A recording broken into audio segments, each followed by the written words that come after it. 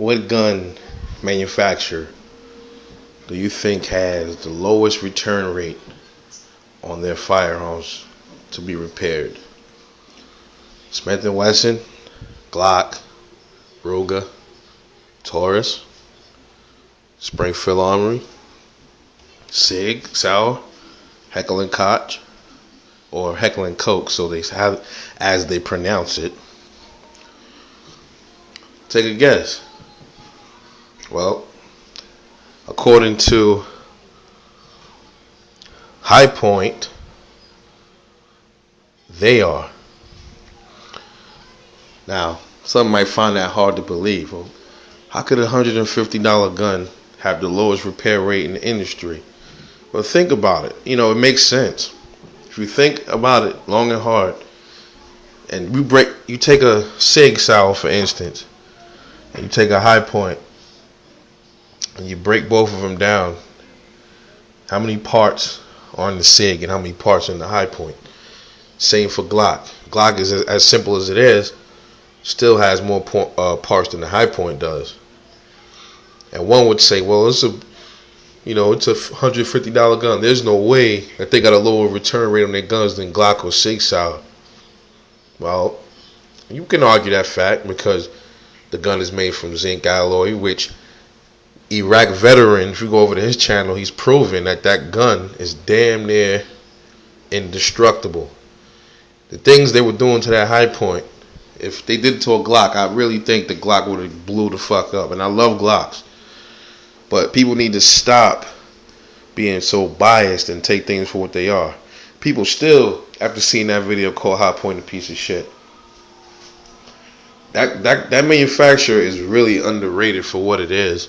And they need more respect than what they do. There's a few flaws and a few shits I don't like about Hipoint. Pain in the ass things, like the takedown sucks. Some people do have jamming issues in the beginning. Sometimes you gotta fluff and buff, repeat sometimes. But it is what it is. The magazine capacity versus the size ratio, that kind of sucks. But hey, $150 gun that's nearly indestructible, that shoots, and a nearly low return rate. I believe that. I really honestly believe that. Sig, that's a gun that lasts a long time. That's a good gun. Now, I don't know, you got to remember though, Sig is now made over here in Exeter, New Hampshire. Not the German Sigs anymore. I believe the frame is made in Germany still, I think.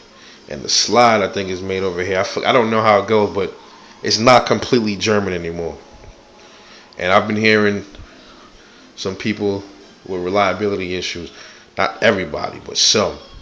Would I still buy a Sig? Hell yeah. Beautiful guns, and I still want at least one Sig, and I'm on my way to that soon. Stay tuned with that. It's not something that's in a near grasp, but something that's somewhere in 2013ish. You'll see it. But it's not a big deal, right now. Same thing with Kimber. I think Kimbers are beautiful guns, but the shit I be seeing and the horror stories for a $1,200 gun, there's no way in hell. Hey, who knows? Maybe one day I'll just say fuck it and buy a Kimber. Because the only Kimber I liked was the Ultra Raptor 2. It was a pretty gun. I admit it. But yeah, I had a Hipoint C9. I told you guys, you followed me through my first channel, and I had a lot of rounds through that damn gun. And one thing went wrong with it. Shot Tula ammo in it, and it fucked up my mag release button. And they sent me a new part right off the bat. No issues, no questions asked. I just told them I needed a new part. They sent it to me. And now, come to think of it, man, I might end up getting 3 Hipoints later on down the line. The carbine, I like the 9 carbine.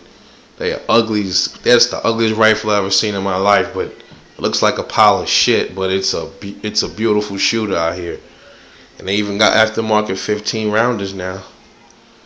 That's one thing I think the factory need to fix. They need to get some more high cap mags built from the factory for their guns.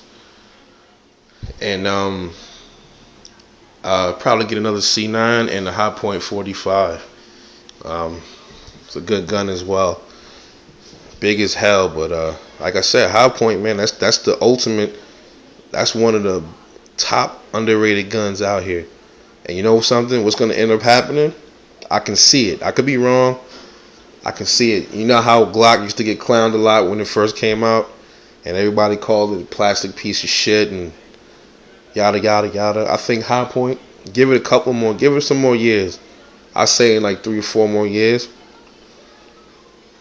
ain't nobody gonna be talking shit about Hipoint no more. You're gonna see.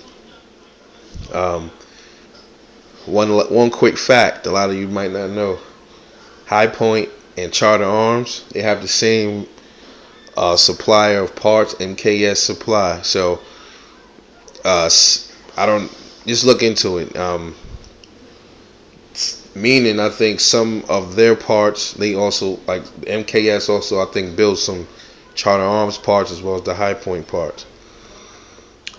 And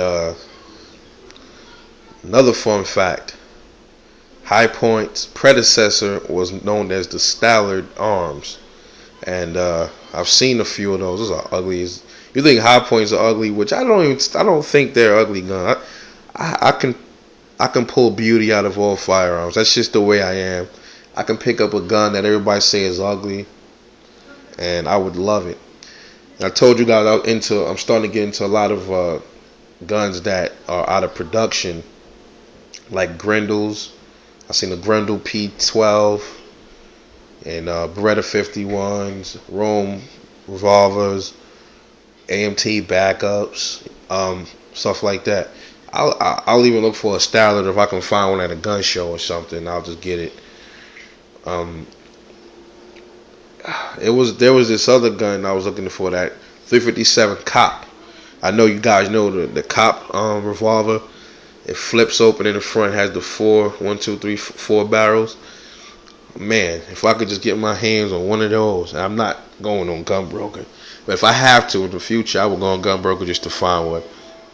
Awesome little revolver. That'll be probably cause I'm looking for 10. I'm trying to do a collection of 10 guns, 10 handguns that are either predecessors to current guns or totally out of production. I think this is gonna be cool to start this little collection. I'm probably gonna pick up a few of them, so stay tuned to that. Stay tuned to that. On Gun Lovers TV, you'll see it. Just something that I want to start doing, and I might even start me a Saturday Night Special collection. Who knows? You know, but Hipoint, man, very underrated firearm company. Definitely looking to buy another one. If you can't afford a Glock right now, a used Glock, used Smith & Wesson, definitely take $150 and get you a Hipoint, and then start saving up for your. If you don't want to buy a brand new Glock or something, then buy a used Glock. $400 for a used Glock, $375, $400. So that's just my word to the wise. Peace out.